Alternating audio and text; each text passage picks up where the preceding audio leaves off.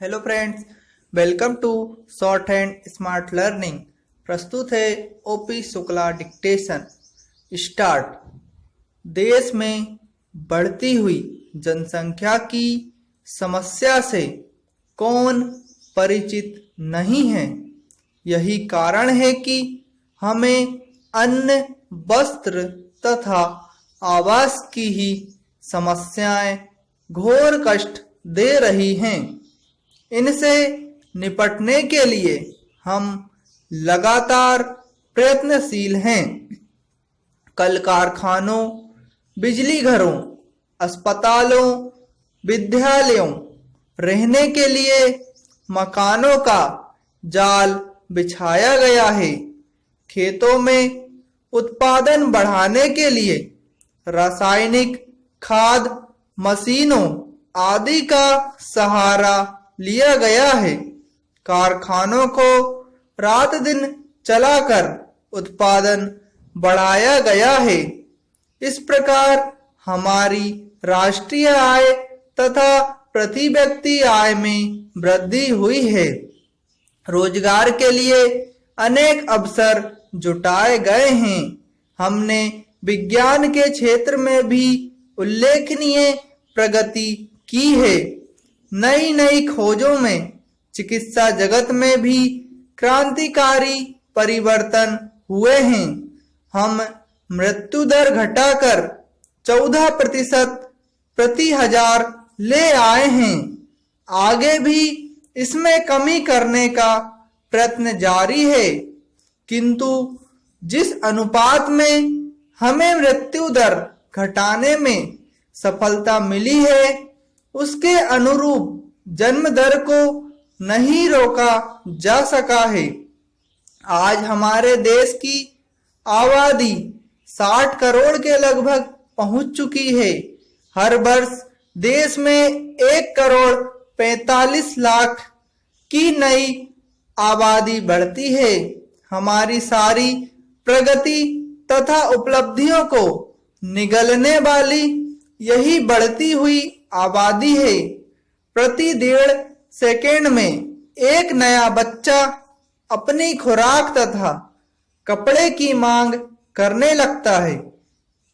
प्रत्येक व्यक्ति को समाज तथा परिवार में सुखी जीवन व्यतीत करने का अधिकार है। समाजवादी समाज की स्थापना का यही मूल तत्व है। हर व्यक्ति को अन्न, वस्त्र और आवास की सुविधा होनी चाहिए।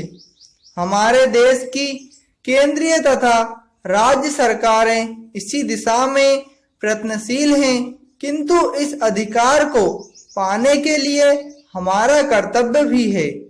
इस कर्तव्य को पूरा करने के लिए हमें सीमित परिवार का सिद्धांत मानना ही होगा। समाजवादी समाज की स्थापना का स्वप्न तभी साकार हो सकता है जब हम देश की जनसंख्या को नियंत्रित कर सकें। अवांछित रूप से बढ़ती हुई जनसंख्या पर बिना अंकुश लगाए हमारे लिए अपने लक्ष्यों की पूर्ति करना संभव नहीं है। परिवार कल्याण कार्यक्रम जनसंख्या नियंत्रण का एक क्रांतिकारी कार्यक्रम है।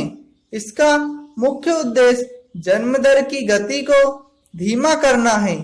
विशेषज्ञों की राय है कि हमारी आबादी की वृद्धि दर 25 प्रति हजार की होनी चाहिए और यह लक्ष्य प्रत्येक दंपति के अधिक से अधिक 3 बच्चे होने पर ही प्राप्त किया जा सकता है। सुखी जीवन की तलाश में सीमित परिवार एक ऐसा आधार है जो हमें सुख के बहुत पास पहुंचा देता है। परिवार के बच्चों की संख्या सीमित होने से सभी के उचित पालन पोषण की बात एक तरह से निश्चित हो जाती है, जबकि असीमित संख्या वाले बच्चों के लिए सुविधाएं जुटाने की बात एकदम अनिश्चित रहती है। यहाँ एक प्रश्न यह भी उपस्थित होता है कि क्या आदमी के हाथ में सीमित परिवार का कोई उपाय भी है। विज्ञान ने आविष्कारों द्वारा यह सिद्ध कर दिया है कि सीमित परिवार अब कोई ईश्वरीय देन जैसी वस्तु नहीं है। जैसे विज्ञान की सहायता से मनुष्य की आयु बढ़ी है, वैसे ही अवांछित बच्चों के जन्म पर भी नियंत्रण करना संभव हो गया है। स्टॉप।